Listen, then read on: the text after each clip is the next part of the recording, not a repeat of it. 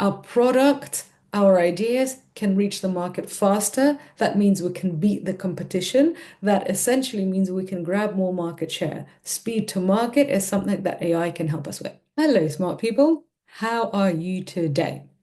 So, a couple of weeks ago, I went to the Economist Business Innovation Summit in London, and the subtitle to that was AI ROI. So, obviously, I had to go find out what are people saying. And so, basically, I'm going to give you my summary of the trends, but also basically of what wasn't said. And there were, fancy people, powerful people from some of the world's biggest companies. So, there were people from LinkedIn, Deloitte, Ricket, Experian, Lenovo, Citi, WPP, so basically the big ones. So here is one of the things that people talked about. They said, stop chasing vanity metrics for AI, which is always useful advice. So basically, that's when innovation projects are AI powered or when startups are AI powered. Like that's basically really silly. So focus on solving business problems faster and cheaper. So basically, if you can't connect something to a problem that you're solving, it's not a thing. Okay, so obvious, it's blindingly obvious, but we are living in this age of AI hype. So actually bringing things down to the blindingly obvious is really useful. Okay, here's another piece of useful advice from the summit. So basically, the AI transformations that work in large corporations, they start small and they get bigger. So what doesn't work is if somebody signs a check for like, I don't know, $3 million per year to OpenAI. Obviously, OpenAI are very happy, but that basically that's too much. It's too big. Don't start with that. Start with investing maybe 100K and basically see it as a series of experiments. So, invest 100K in a targeted pilot for a specific team, and they're going to use AI to solve a specific set of problems and see how that goes. So basically, roll out team by team, pilot by pilot. Don't do one big massive spend and then basically just hope for the best. That point should make the CFOs watching this happy. Okay, point number 3. Speed is the new core competency. So the thing that we've noticed in our programs on no-code tools and on AI for product innovation is that basically not only can you make prototypes and you can make new products cheaper because you don't have to involve expensive experts from the start, it's also much faster. So we found in our programs that, okay, we can teach people with ideas to use AI tools to create a prototype, to test it, to get it to market, and then they can figure out, is this something worth investing in or not? And we actually heard that LinkedIn is using the same methodologies, which kind of made me feel really good. Anyway, so what we heard from the AI summit, the Economist AI summit rather, was that LinkedIn's product is also changing. Product management is changing with these AI tools, and they're measuring speed as the new core competency. So basically, that means that if there's somebody who has an idea for a new product or a new major feature within a product, they can then use AI tools to create a prototype. They can get that prototype tested with the target users. And actually, what they're doing at LinkedIn apparently is then they can actually use AI tools to code that whole thing. So, obviously, cost savings are one measure, but another really important measure is speed. Speed beats size, right? So, AI gives you speed. The faster you can get a product to market or a new feature to market, the faster you can get feedback, and also the faster you can start making money. So really, if you don't remember anything from this episode, remember that AI gives you speed. Speed is the new competency because people, time is money. I'm not the first person to have said that. Okay, here's another thing that I learned, which I thought was really interesting. Beware of shadow IT. So Deloitte actually did some reporting on this. So basically, what happens is that there are some people in organizations that are using ChatGPT and AI tools like ChatGPT just for their own use. So, I have ChatGPT on my phone. I use it for work, but I also just use it for like hotel recommendations when I'm traveling. I use it for recipes. I use it for basically even advice on what to do with my cat. So there are people like that in lots and lots of organizations. And then there are also people who've never touched this stuff.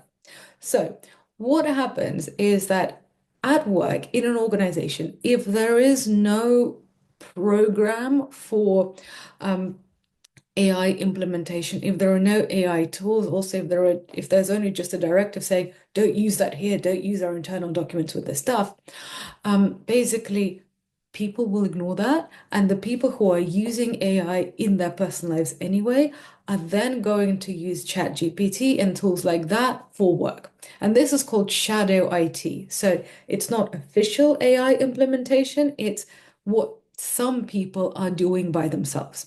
So in some ways, it's a good thing because these employees are more innovative, they're more productive, but also as an organization, you're losing control and your data might be being fed into AI tools and then being used in all sorts of ways that you don't have any control over.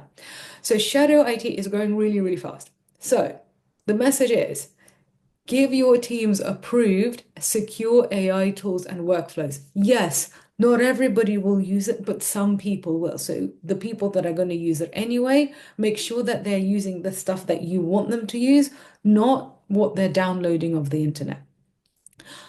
And don't, so another thing is don't assume that because people aren't necessarily talking about using AI, that they're not, because some people are using AI and they actually don't want you to know about it. So shadow IT is a really, really big thing. Okay. Another point that people mentioned at the Economist Summit, which I thought was really fun, was that they talked about how boards love AI but don't understand it. So basically, there was somebody who spoke quite honestly about the fact that most boards are not digitally savvy. And actually, there is a drive to get digitally savvy board members onto big company boards. And because boards are not digitally savvy, and also they're kind of being bombarded by hype and by PR departments from Silicon Valley tech companies. And so they're kind of falling for this AI hype and they're like, oh my God, we need to implement AI and then we're going to be really, really rich and successful. And so they're pushing for AI implementation. They don't necessarily really know what they're pushing. And what people at the summit said is that board members often have unrealistic expectations for what AI can do, and they have unrealistic expectations for ROI. And now, given my experience, working with governments and working with enterprises, when somebody knows only a tiny bit, but not like can't really go beyond the surface, they can very confidently ask you stupid questions and they can very confidently basically pressure you into doing things that just make absolutely no sense, like promising some kind of ROI metrics, which are kind of never going to be delivered. So, number one, just understand that boards are going to fall for this AI hype. They are going to pressure. They don't necessarily understand. So, what do? Well, we educate the board, send them to Tech for Non-Techies. We can help you with that. So bring AI literacy into the boardroom because basically, if you don't, you might end up having to have initiatives that are kind of harebrained. This is not about teaching coding. This is about teaching strategic oversight to the people who are overseeing the company.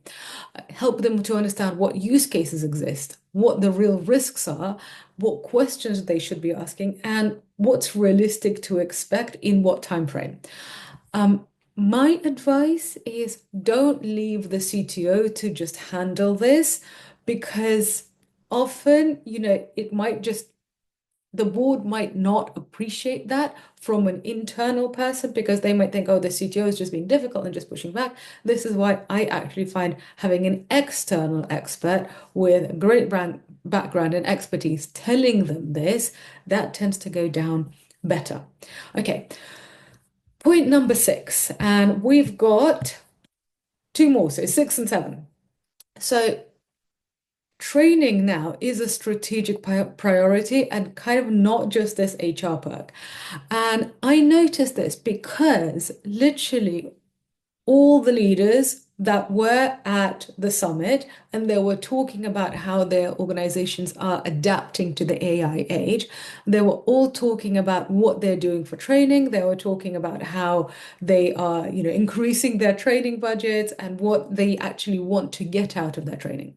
And this was not an L&D thing. Like these people who were at this summit, they were, strategic leaders, leaders of business units, people with P&L responsibility. So, training for organizations, training for teams, and especially training for budget holders and people in power in the age of AI, this is something that the smartest companies are doing. And so and obviously I'm not objective here. I mean, I run an education company called Tech for Non-Techies. But honestly, I was really quite happy when I was at the summit because I was like, oh, okay, well, what I have been saying, other people are now saying, and I have not paid them to do so. Okay, so my advice, offer targeted upskilling across functions and make sure that the upskilling is aligned with business goals. So this is why in general, I would advise that whatever education company you work with, obviously I'd love to work with you, but whoever you choose, I don't think you should just get a random off-the-shelf pre-recorded training that they've done for lots and lots of people, because you need to make sure that people can translate what they are doing, the business goals that they're working on, with the technology that you're teaching them. Because often just these off-the-shelf solutions, when people can't make that link, they kind of don't understand why they need the training and how it really relates to what they're doing. So do not assume that a general AI webinar once a quarter is enough. That's basic. Like, if you're going to do anything, don't do that. Don't either do nothing or do it properly. Go big or go home, which is the opposite of what I was saying for the amount of money you should be spending on AI transformation. We go big or go home. I mean, take your training seriously. And by the way, good training does not have to cost lots and lots of money. Okay, final thing. You know what I noticed? I noticed that nobody was really talking about DeepSeek. And I found that really weird because, for example, I have friends who work in big tech in China, and DeepSeek has completely changed the tech and venture capital scene in China. And, there's so much investment, there's, like the Chinese tech scene has really been changed by this innovation by DeepSeek. And so there I am at this AI summit, and everybody is talking about, the different ways they're using AI and what's working and what's not. And there was barely a mention of DeepSeek. So, what is going on? Is it that basically, Europeans are in denial about what's happening in China? Is that Europeans are kind of in denial about the fact that, okay, Chinese tech is really now a thing? I don't know the reasons, but I thought it was really, really interesting. And also from my point of view, what I'm seeing on the innovation side of the spectrum is that actually smaller companies, innovators, they're really excited about DeepSeek because it does allow you to build things for much cheaper. Anyway, so when you go to these big events, it's interesting to see what's said and what's not said. Okay, so let's wrap up. What did we learn? AI ROI is meaningless unless it is tied to business outcomes. I mean, yes, obviously. Speed and experimentation. So speed to market. Speed is the new competency. AI gives you speed. So when you are trying to get an AI project approved, when you're trying to shake the CFO down for money, then you could not only talk about money, you could also talk about, okay, our product, our ideas can reach the market faster. That means we can beat the competition. That essentially means we can grab more market share. Speed to market is something that AI can help us with. If you are not training your people properly, then essentially some people are going to adapt AI by themselves. A lot of people won't. My advice is have targeted trainings specifically for, kind of go business unit by business unit. Do not do these general AI is a good thing webinars. Beware of shadow IT, because even if you don't know it's happening, it is definitely happening. And every single big organization has sensitive data. So it is possible that your sensitive data is already out there in some sort of LLM. It's very, very likely, in fact. So the way you combat it is not by telling people, oh, don't do it, but by actually giving them tools that they can use. Okay, and final points in our wrap up, boards need guidance because they are getting very excited by buzzwords. So they need guidance and they need education. And finally, remember DeepSeek. DeepSeek is a huge innovation. So just the fact that, maybe some leaders in Western companies are not talking about it does not mean that it is not an absolutely world-changing event. Okay, so if you have enjoyed this lesson, then please give this video a thumbs up on YouTube or give the show a rating and a review on Apple and on Spotify.